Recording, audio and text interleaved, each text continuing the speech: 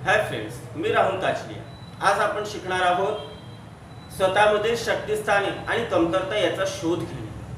प्रामुख्याने कोणताही व्यक्ती म्हटलं की त्याच्यामध्ये काही शक्तिस्थाने ज्याला आपण स्ट्रेंथ म्हणतो आणि काही कमतरता ज्याला आपण वीकनेस म्हणतो, या दोन्ही बाबी असतातच। कमी अधिक प्रमाणात असतील, परंतु या दोन्ही बाबी असतात, कारण की दोन्ही बाबी म्हणजेच एका सणाच्या दोन बाजू असतात। एकीकडे बलस्थान असेल तर ती दुसरीकडे कमजोरी असते। त्यामुळे आपल्या शक्तिस्थानाचा की आपले प्लस पॉइंट्स काय आहेत, आपल्या स्ट्रेंथ काय आहेत आणि आपले वीकनेसेस काय आहेत याची जाणीव प्रत्येकाला असणं आवश्यक असते। शक्तिस्थानाची जाणीव असली की माणूस त्याला आणखी वृद्धिंगत करण्याचा प्रयत्न करू शकतो। तर आपल्या कमतरता माहिती असतील तर व्यक्ती त्याला दूर करण्याकरता अनन्यसाधारण प्रयत्न सुद्धा करून त्यातून त्या कमतरता आपल्या दूर करू शकतो। शक्तिस्थानामध्ये प्रामुख्याने जर आपण विचार केला तर सुंदर हस्ताक्षर, चांगली शरीरयष्टी, भारदस्त आवाज, उत्कृष्ट व्यक्तिमत्व, इतरांशी जुळवून घेण्याची वृत्ती, सहकार्य वृत्ती, इतरांना आपलेपणाची देणारी वागणूक, नेतृत्व शक्ती इत्यादी हे व्यक्तीची काय असतात, बलस्थान असतात। तर वीकनेस मध्ये खराब हस्ताक्षर आहे, घाबरटपणा आहे की भाषण द्यायला गेलं असं एकदम थरथर कापायला लागतो माणूस, ते घाबरटपणा आहे। किंवा कोणासमोर आपल्या स्वतःला एक्सप्रेस न करण्याची क्षमता, कोणाच्या तरी भीतीने किंवा दडपणाखाली पटकन येऊन जाणे, अतिक्रोधी वृत्ती, पटकन क्रोधीने छोटीशी गंमत वगैरे सहन न होणे, अशी वीकनेसेस असतात। प्रामुख्याने शक्तिस्थान कितीही असले तरी त्याला आणखी डेव्हलप करत जाणं हे महत्त्वाचं असतं। तर वीकनेसेसला कमी करत जाणं हे व्यक्तीच्या व्यक्तिमत्व घडवणुकीच्या दृष्टिकोनातून अत्यंत महत्त्वाची बाब समजली जात असते। आणि या दोघांचा समुच्चय करणं याकरता व्यक्तीला दोघांची जाणीव असणं आवश्यक असते। हे आपल्याला बाहेरचे लोक सांगत नाही। प्रत्यक्ष जेव्हा आपण एखाद्या ठिकाणी काम करतो, आपला अभ्यास करतो, आपण समाजामध्ये वावरतो, त्या ठिकाणी वेगवेगळ्या क्रियाकलापातून आपल्याला याची आपोआप जाणीव होत जाते। जसजशी आपल्याला आपल्या क्षमतांची जाणीव होत गेली तसतसं त्या क्षमतांचा विकास करणं हे व्यक्तीला स्वतःला करावं लागतं। कधी कधी आपण कॉलेजमध्ये एखादी स्पर्धा आहे, काव्यवाचन स्पर्धा आहे, आपण विचार केला का मी हरिवंशराय बच्चनची नीड का निर्माण फिरफिर ही कविता वाचणार आहोत आणि त्या वाचन करणार या मनोभावाने आपण झोपेत गेलो आणि नंतर आपली कल्पनाशक्ती अचानक जागृत झाली आणि त्यापेक्षा श्रेष्ठ कविता जी आपण स्वतः बनवली, कारण की आपण बनवलेली कविता ही जगातल्या कोणीही बनवलेल्या कवितेपेक्षा श्रेष्ठ असते, आणि अशी एक श्रेष्ठ कविता आपण बनवली आणि दुसऱ्या दिवशी स्पर्धेला आपण नीड का निर्माण फिरफिर न वाचता आपली स्वतःची बनवलेली करू मैं प्रार्थना तव चरणों में, करू बिनती में बारंबार, हे जगजननी हे मात भवानी मेरा बेड़ा कर दो पार, अशा प्रकारची एक कविता आपण सादर केली तर त्याचा एक वेगळा प्रभाव पडतो। त्यातून आपल्याला जाणीव होते की आपल्यामध्ये सुद्धा कल्पकता आहे, आपल्यामध्ये सुद्धा नाविन्याची आवड आहे, आपणही काहीतरी करू शकतो। अशा अचानकपणे आपल्यामधले जे शक्तिस्थान आहे, बलस्थान आहे, याची आपल्याला माहिती होत असते। परंतु अचानकपणे याची माहिती होईल, अचानकपणे आपल्याला आपल्या कमतरता माहिती पडतील, अचानकपणे आपल्याला हे सगळं कळेल, यावर विसंबून राहणं आजच्या स्पर्धेच्या युगामध्ये योग्य नाही। त्यामुळे आपल्याला आपल्या शक्तिस्थान आणि कमतरता याचा शोध घेणं हे महत्त्वाचं असतं। त्याच्या काही स्टेजेस आहेत, तो शोध आपण कसा घेऊ शकतो? तर पहिला आहे की स्वतःला समजणं, स्वतःचा स्वीकार करणं आणि स्वतःला समजून घेण्याची पायरी म्हणजे स्वतःचा स्वीकार करणं। यातून आपण या पायरीला सुरुवात करू शकतो। आपण जसे आहोत, मी जसा आहे तसा ॲज इट इज आहे, टिळा लावतो, जास्त फॅशनेबल नाही राहत, जसं आहे तसं ईश्वराने तुम्हाला जसं दिला, जसा रंग दिला, जसा रूप दिला, जसं बोलण्याची लकब दिली, ती तुमची आहे आणि त्याला डेव्हलप करणं। मी जसं आहे त्याच्यामध्ये मी परिवर्तन करू शकत नाही, या भावनेतून पहिले स्वतःचा स्वीकार जर आपण केला तर आपल्याला आपल्या कमतरता आणि स्ट्रेंथ या दोन्ही बाबींवर लक्ष देता येऊ शकते। दुसरा भाग असतो तो म्हणजे आपली ध्येय आणि स्वप्ने नेमकी काय आहे, आयुष्यात आपल्याला काय करायचं आहे, काय हवं आहे हे माहीत असतं। प्रत्येकाला काही ना काही ध्येय असतं, कोणाला 12वी मध्ये जास्त मार्क हवे असतात तर कोणाचं 12वी टार्गेटच नसतं, त्याला भविष्यामध्ये एखादा सेल्समन बनायचं असतं, म्हणजे तो एकदम पुढचं पाहत असतो। त्या पुढच्या पायरीनुसार आपण छोटी छोटी ध्येय बनवत जात असतो आणि कोणी एकदम मोठं ध्येय ठेवतो आणि त्यानुसार जसं अब्दुल कलामांनी एक मोठं ध्येय ठेवलं आणि त्यानुसार त्यांनी हळूहळू मार्गक्रमण केलं। म्हणून आपले ध्येय काय आहे, आपली स्वप्न काय आहेत, आपण 10 वर्षात स्वतःला कुठं पाहत आहोत याची माहिती करून घेणे महत्त्वाचं असतं.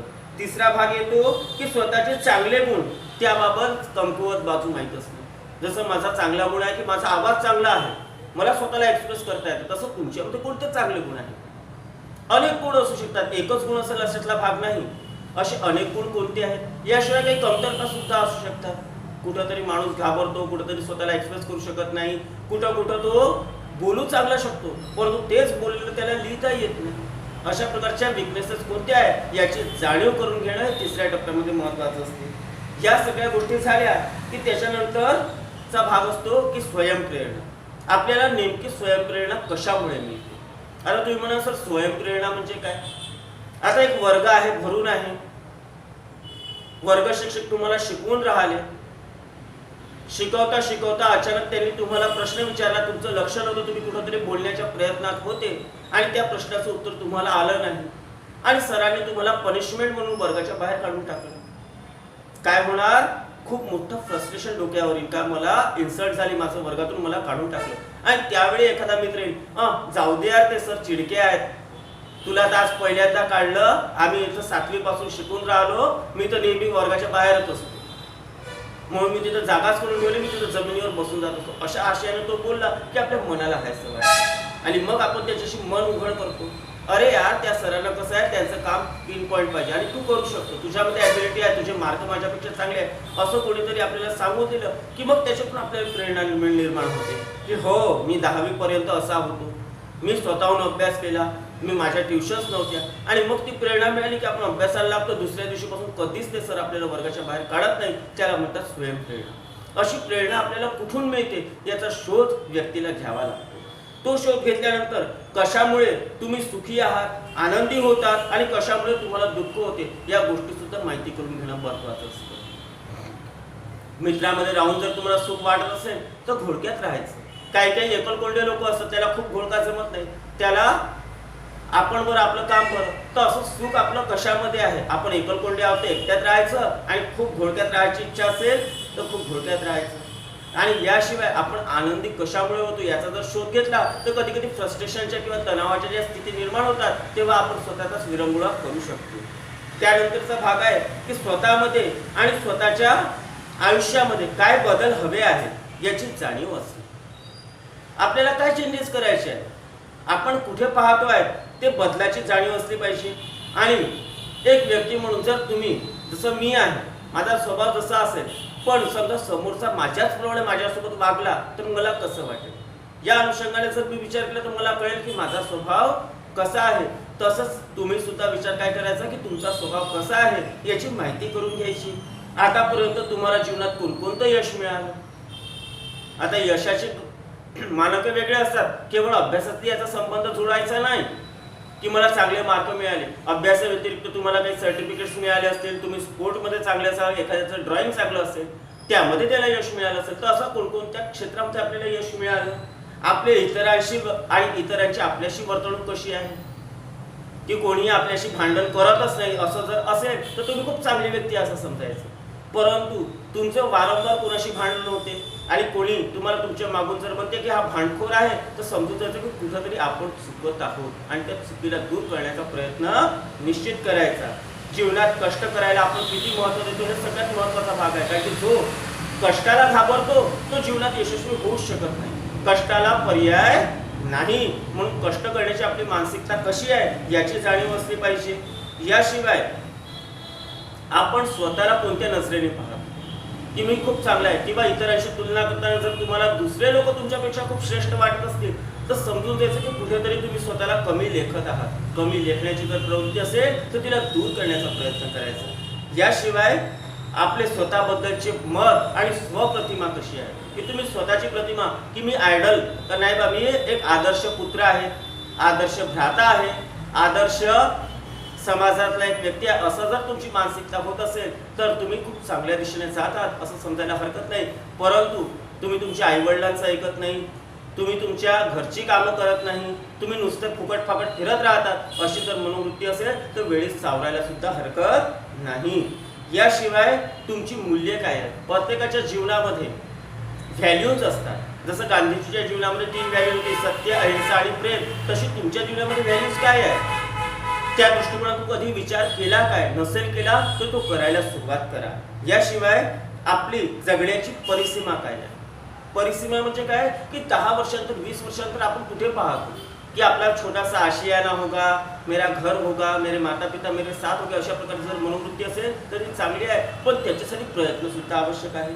याशिवाय आपली सवय आणि स्वयंप्रेरणा कोणत्या आहेत या सुद्धा गोष्टींची माहिती जर आपण करून घेतली तर आपल्याकडे चांगले गुण जे आपले शक्तिस्थान आहेत त्याला आपण आणखी वाढवू शकतो. आपले हस्ताक्षर आणखी सुधारू शकतो, आपलं बोलणं सुधारू शकतो, आपलं कम्युनिकेशन स्किल आपण सुधारू शकतो आणि इतरांशी प्रेमानं वागून इतर लोकांना आपल्याशी जोडण्याचा प्रयत्न करू शकतो. याशिवाय व्यक्तीमध्ये काही कमतरता असतातच.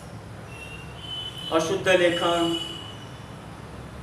बोलताना अडखळणे, योग्य प्रकारे बोलू न शकणे, मुद्देसूद मांडणी न करू शकणे, अशा कमतरता सुद्धा आपण सरावाने, अभ्यासाने, वडीलधाऱ्या मंडळीची, गुरुजनांची मदत घेऊन दूर करू शकतो. परंतु या स्टेजेसमधून जाणं महत्त्वाचं असतं. तरच एक व्यक्ती म्हणून आपण स्टँड होऊ शकतो आणि जेव्हा एक व्यक्ती म्हणून आपण स्टँड होतो तेव्हा एक उद्योजक म्हणून सुद्धा आपण बाजारपेठेमध्ये स्थान मिळवू शकतो. म्हणून उद्योजक जर तुम्हाला व्हायचं आहे तर त्याची पहिली पायरी आहे की आपली शक्तिस्थान ओळखा आणि कमतरतांना दूर करण्याचा सातत्याने प्रयत्न करा. शाक्त पर्व नवरात्रीच्या पुनश्च शुभेच्छा. व्हिडिओ आवडला असेल तर लाईक अँड सबस्क्राईब जरूर करा. धन्यवाद.